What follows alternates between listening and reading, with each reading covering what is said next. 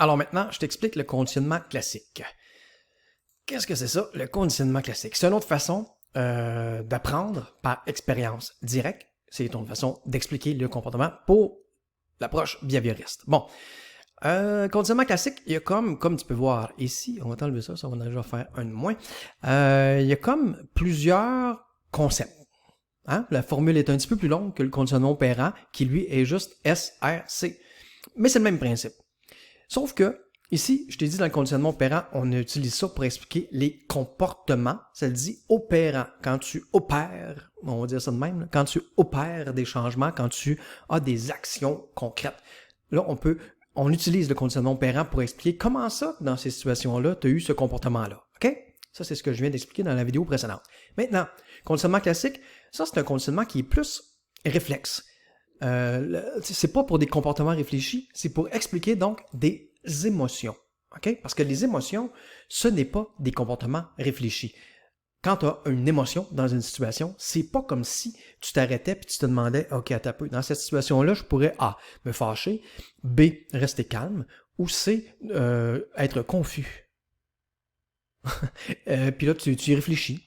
Tu penses aux conséquences de tes actions, si tu es fâché, si tu es confus ou si tu es neutre. Puis là, tu décides consciemment d'être neutre. Écoute, ça se passe pas de même. Ça se passe pas de même. On dirait que c'est automatique. Bang, tu as la situation, boum, tu as l'émotion. De façon réflexe, comme, imagine que ça, c'est mon genou. Je cogne là-dessus, là, puis à un moment donné, boum, il y a un réflexe de bon. Fait que, un peu de ce genre-là. Donc, les émotions, ça ressemble plus à des réflexes. C'est pas des choses qui sont réfléchies. En fonction des conséquences que ça va amener. Ça serait peut-être pas pire que ça soit de même. Ça nous causerait peut-être moins de problèmes, mais c'est pas de même. OK? Donc, là, on utilise le conditionnement classique. OK? Conditionnement classique, ça reprend un peu le même concept que le conditionnement opérant, dans le sens que tu as encore des S, puis tu as encore des R. Les S signifient encore des stimulations, puis les R signifient encore des réponses de l'organisme. Mais cette fois-ci, des réponses qui sont des émotions, donc des réponses émotives. OK, bon. Après ça, ça se complique un petit peu. Pas tant que ça. Avec les stimulations, les stimulations, tu peux en avoir des qui sont inconditionnelles. Tu peux avoir des stimulations qui sont neutres, puis tu peux avoir des stimulations qui sont conditionnelles. Bon, OK. Puis avec ça, c'est tout le temps associé à la stimulation inconditionnelle, est associée une réponse inconditionnelle. Puis à la stimulation conditionnelle est associée une réponse conditionnelle. Bon, OK, parfait. Commençons par le début. On a dit que le conditionnement classique, c'est pour expliquer des émotions. Donc, les émotions, c'est la réaction de l'organisme, de l'être humain. Fait que ça, la réaction, ça va être nécessairement placé sous le R. Fait que c'est soit une réponse inconditionnelle ou une réponse conditionnelle. Puis, ce qui l'a déclenché, cette émotion-là, ça, c'est la situation ou c'est la stimulation. Fait qu'elle, elle va être, t'as le choix de 3 places. Stimulation inconditionnelle, stimulation neutre, ou stimulation conditionnelle. Bon. Si je t'explique d'où c'est que ça vient, ça, le conditionnement classique, tu vas mieux comprendre. Écoute, c'est Pavlov. Pavlov avec son chien, c'est un biologiste, Pavlov, puis il est en train d'étudier le système digestif des chiens. OK? Fait que les chiens sont branchés d'une machine qui récolte la salive tout au long de la journée. Puis, les chiens, si on veut pas les faire mourir, parce qu'on veut les étudier leur système digestif, il faut les nourrir de temps en temps. Puis étant donné que c'est une recherche scientifique qu'on est en train de faire là, les chiens, on les nourrit pas n'importe quand. Bon, on les nourrit à heure fixe. Fait que là, Pavlov, lui, il a comme un cadran qui sonne pour y rappeler, écoute, c'est le temps de les nourrir les chiens, tox à heure fixe, OK? Fait que, puis tout le long, la salive est recueillie dans la bouche du chien. Bon, jusque-là, tout va bien.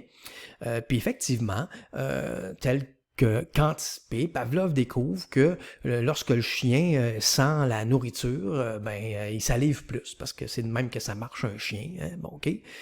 Mais là, ce qui était inattendu, c'est qu'à un moment donné, après, je me rappelle plus combien de temps, mais après un certain nombre de fois où le chien a entendu l'alarme, puis après ça, a entendu les pas de M. Pavlov qui s'en venait avec son bol de nourriture, le chien commençait à avoir une hausse de salive, pas seulement lorsque Pavlov arrive avec sa nourriture puis qu'il est capable de la sentir, mais au son du cadran. Ça, t'essaieras ça chez vous, tu fais sonner un cadran, pour voir si ton chien se met à saliver. C'est pas supposé. OK? Fait que, Là, Pavlov, il a fait la même réflexion que toi, tu dois être en train de faire présentement. Il a fait crème, le chien, il a appris. Parce que pour les behavioristes, tous tes comportements sont appris. Bon, fait que le chien, il a appris. Il est pas cave. Ça fait plusieurs fois qu'il entend la sonnette sonner. Puis après ça, il y a de la bouffe qui arrive. Puis la bouffe, ça le fait saliver de façon automatique. Mais là, la sonnette te le fait saliver parce qu'il sait que la bouffe s'en vient après. Right? Il a fait un apprentissage. Bon, parfait. Fait que là, Pavlov, il a fait crime le mot du chien. Il a appris quelque chose qui était pas supposé d'apprendre. Il a fait un lien, lui, là. Bon, parfait. Il a fait un lien entre quoi puis quoi. OK. Décortiquons l'histoire de Pavlov. Je t'encourage fortement à bien la comprendre, cette relation-là du chien de Pavlov, parce qu'après, on va s'en servir pour faire un genre de copier-coller avec des comportements humains. Parce que là, c'est pas les chiens qu'on veut expliquer dans la vie, c'est les comportements humains en psycho, en tout cas. Ça marche aussi pour les comportements canins, pas de problème.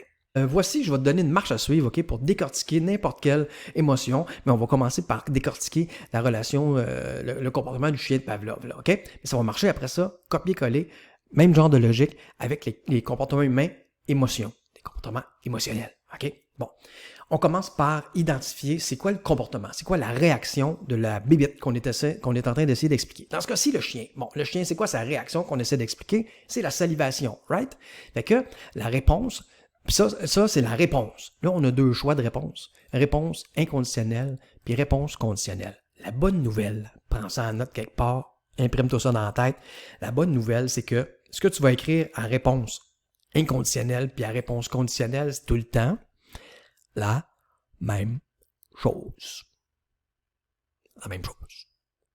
Ça ne veut pas dire que ça veut dire la même chose, mais c'est la même chose que tu vas écrire à réponse conditionnelle, puis la réponse inconditionnelle. Tu vas mieux comprendre tantôt. Pour le moment, fais-moi confiance, t'écris la même affaire. Fait que, ça veut dire qu'à réponse conditionnelle, tu vas écrire « salive ».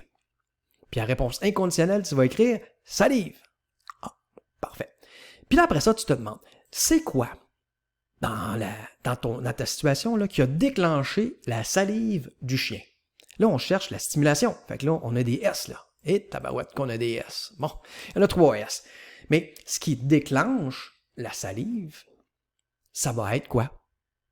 Ah, ça va être le son du cadran là, qui sonne, right?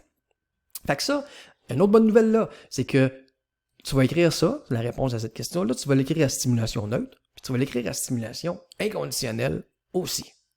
Fait que ces deux affaires-là ici, c'est toujours la même chose que tu écris là. Un copier-coller. Si tu n'as pas mis un copier-coller à ces deux affaires-là, il y a quelque chose que tu n'as pas compris et donc il y a des points qui se perdent, OK? Fait que tu écris la même chose. Comment ça qu'un cadran peut être une stimulation neutre puis peut être une stimulation conditionnelle aussi? Bon, je t'explique. En premier, le cadran est une stimulation neutre, OK? Parce que il est neutre en fonction de la réponse du chien, qui est de saliver. Au début, c'est neutre parce que ça ne fait pas saliver le chien que d'entendre le réveil sonner. Ça ne le fait pas saliver. Parfait. À un moment donné, le cadran qui était une stimulation neutre devient, le même cadran, devient une stimulation conditionnelle. Parce que là, il fait déclencher, à ce moment, quand il devient une stimulation conditionnelle, il fait déclencher la salive. Le même cadran fait déclencher la salive. Et comment ça? Mais là, réfléchis, pense, tu le sais la réponse. Comment ça que le cadran mané fait déclencher la salive? Ben parce que le chien il a fait une association, il a tracé un lien entre le cadran puis quoi? Oui? Ah oui, j'entends. Oui, en arrière là-bas. Oui, la nourriture. La nourriture qui s'en vient. Puis ça, c'est quoi la nourriture qui s'en vient? D'après toi, c'est une réponse ou c'est une situation, une stimulation?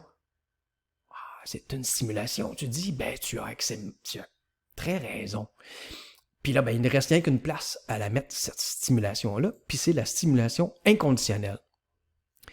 Fait que là, maintenant que tous tes morceaux sont ensemble, sont écrits là, tu peux comprendre la logique suivante, OK? Le cadran, qui est une stimulation neutre, est une stimulation neutre parce qu'il ne fait pas déclencher la salive. Automatiquement. Pour que le cadran fasse déclencher la salive, il faut que la stimulation neutre, le cadran, soit associée à quoi? Ah oui, à la nourriture. Alors, il y a le lien d'apprentissage, il se fait ici, là. Tiens, mettre ça live à part ça, une petite flèche. Oh, pas là, hein, live, des fois, ça va pas tout le temps comme on veut. Wouh! Où c'est qu'on est rendu? Écoute, attends un peu, on va se reprendre. Stimulation neutre, puis il va être associé à la stimulation inconditionnelle. Ah ouais, toi ici, mon grand. Bon, comme ça, puis comme ça. Ça, là, quand le chien fait le lien entre, écoute, le cadran, là, ça veut dire la nourriture qui s'en vient, ça.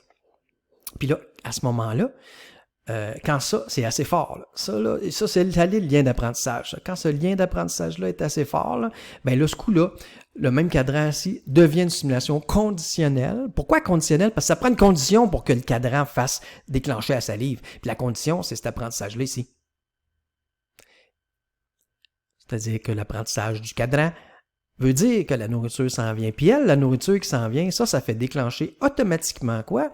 La salive. Puis c'est automatique, il n'y a pas besoin de conditions. C'est pour ça qu'on l'appelle la stimulation inconditionnelle. Ça, tu montres ça à n'importe quel chien qui a faim, là, de la nourriture, puis il va saliver. Il y a cette réponse-là de façon inconditionnelle. Aucune condition requise. Ça prend juste la stimulation, puis ça appelle directement la réponse. OK? Bon. Ça fait que, quand le lien était fait ici, on appelle le stimulus neutre devient un stimulus conditionnel parce que là, il y a une condition.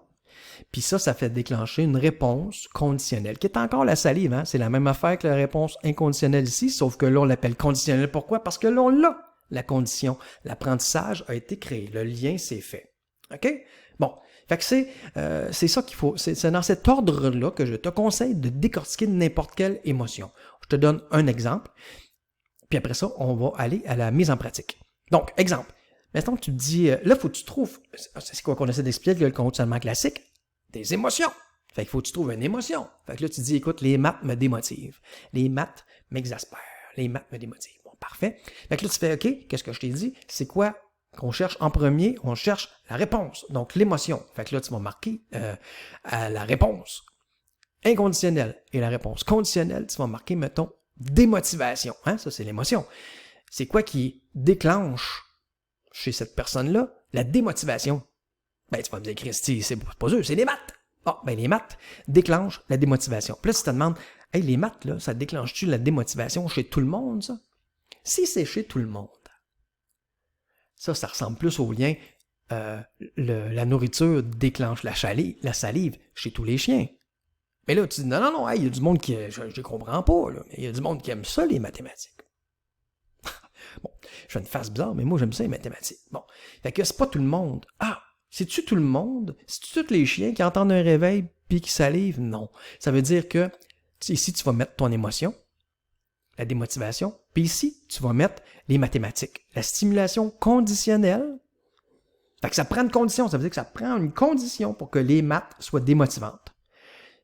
Puis on a dit tantôt, la stimulation conditionnelle, puis la stimulation neutre, c'est tout le temps la même affaire. Fait que tu me copie-colles mathématiques à stimulation neutre, puis mathématiques à stimulation conditionnelle. Bon, fait que là, c'est quoi la condition pour que les mathématiques amènent la démotivation? Ben là, tu pourrais dire, écoute, faut que tu trouves la stimulation inconditionnelle. Faut que tu trouves la fameuse nourriture de tantôt qui est associée au cadran. Fait que là, bon, ok.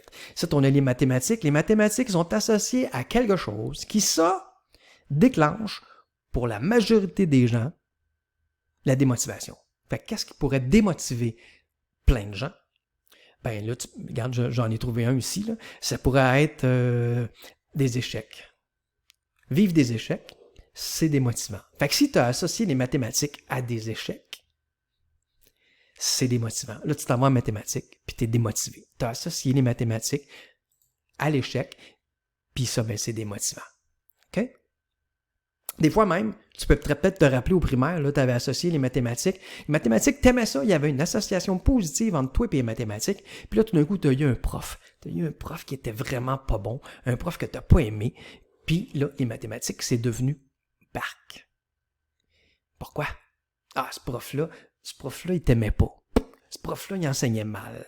Fait que tu comprenais pas le yaob quand il enseignait. Fait que ta stimulation inconditionnelle, là, c'est être avoir un prof inadéquat ou pas comprendre, pas être capable de trouver réponse, être dans l'incompréhension. Ah, ça t'amène à être démotivé. Fait que là, les mathématiques, c'était associé à l'incompréhension, à confusion, puis ça, ben, ça te démotivait. OK? Fait que, tout le temps ici, là, les 3 derniers, ça, c'est spécifique à la personne que tu essaies d'expliquer l'émotion. Ça, c'est spécifique au chien de Pavlov. Puis les 2 en haut, c'est tous les chiens. Les 2 en haut, il faut que ça marche pour la majorité des gens. L'association ici, entre la majorité des gens. Puis ici, ça, c'est spécifique au cas que tu essaies d'expliquer. OK? Puis la condition, ben, l'autre chose qu'il faut que tu vérifies, c'est le lien ici logique, là. Y est-il logique? S'il est logique, si ça se peut que la personne que tu essaies d'expliquer son émotion ait associé cette stimulation-là ici à la stimulation inconditionnelle, ça se peut. Ça fait du sens, ça, que certaines personnes puissent avoir associé les mathématiques à la difficulté de compréhension. Ça se peut, ça, ou à des échecs, ça se peut, ça. Je te donne un dernier exemple. Mettons que tu fais les mathématiques, ça me fait peur. Ah, c'est du stress, là, les mathématiques, c'est du stress. Puis là, tu te dis, ok, tu essaies de trouver quelque chose qui déclenche chez tous les gens du stress. Puis tu fais crime, rencontrer un ours dans le bois. Ah oui, ça c'est stressant, ça. Ah, ouais, t'as raison. N'importe qui rencontre un ours dans le bois, à moins d'avoir été entraîné, là, il risque de vivre un petit stress. T'as raison. Mais après ça, le lien logique ici, il fait pas tant de sens. Parce que là, il faut que tu essaies de me faire avaler que la personne que tu es en train d'expliquer, là, Martin, que les maths, ça le stresse, c'est parce qu'il a associé les maths à rencontrer un ours dans le bois. C'est un petit peu tiré par les cheveux. Fait que ça passerait pas. Tu sais, tu perdrais des points pour ta stimulation inconditionnelle qui fait pas tant de sens. OK? Fait qu'il faut que tu te creuses un peu la tête. C'est pour ça qu'elle, on la garde pour la fin. C'est ça qu'on trouve en dernier. On trouve l'émotion, on écrit ça au R. Tau. Après ça, on écrit dans l'exemple qu'on essaie d'expliquer, dans le cas qu'on essaie d'expliquer, qu'est-ce qui a déclenché cette émotion-là, puis on l'écrit à stimulus neutre, stimulus conditionnel. Puis après ça, il nous reste juste la stimulation inconditionnelle à trouver, puis là, on se demande, dans la tête de cette personne-là là, qui vit cette émotion-là, qu'est-ce qu'elle a associé à la situation qui déclenche son émotion? Là? C'est quoi qu'elle se dit dans sa tête? Comment qu'elle perçoit ça? Puis là, ben, la réponse, il faut que ça marche pour tout le monde, que ça fasse déclencher la même émotion pour tout le monde. Quand tu as tout fait ça, quand tu as tout fait ces check-up-là, ces vérifications-là, et que ça marche, tout est logique, ben même si tu n'as pas la même réponse que moi j'avais anticipé, c'est sûr que c'est bon. OK? C'est fun, ça? Il y a plus qu'une réponse possible. Alors, mise en pratique, on regarde ce qu'on a là-dedans. Ben, c'est pas compliqué. Trouve-toi 2 émotions négatives que tu as, puis décortique-la. Demande-toi dans quelles circonstances tu as ici ces réactions émotives-là. Fait que trouve le SN puis le SC, stimulation neutre, stimulation conditionnelle. Puis après ça, demande-toi, comment ça? Toi, tu réagis comme ça, mais il y en a d'autres qui peuvent réagir avec d'autres émotions, right? Fait que demande-toi, comment ça? Toi, c'est parce que tu as associé cette situation-là ou cette personne-là à quelque chose ici. Fait que là, il va te rester à trouver la stimulation inconditionnelle. Fait que décortique ça, prends-en 2. Si tu veux, tu peux en prendre une positive aussi. Ça fonctionne comme les positifs, comme pour les négatifs. Alors, amuse-toi bien. Je te revois dans une prochaine vidéo pour t'expliquer comment pour t'expliquer quoi? Comment on fait pour modifier le comportement cette fois-ci.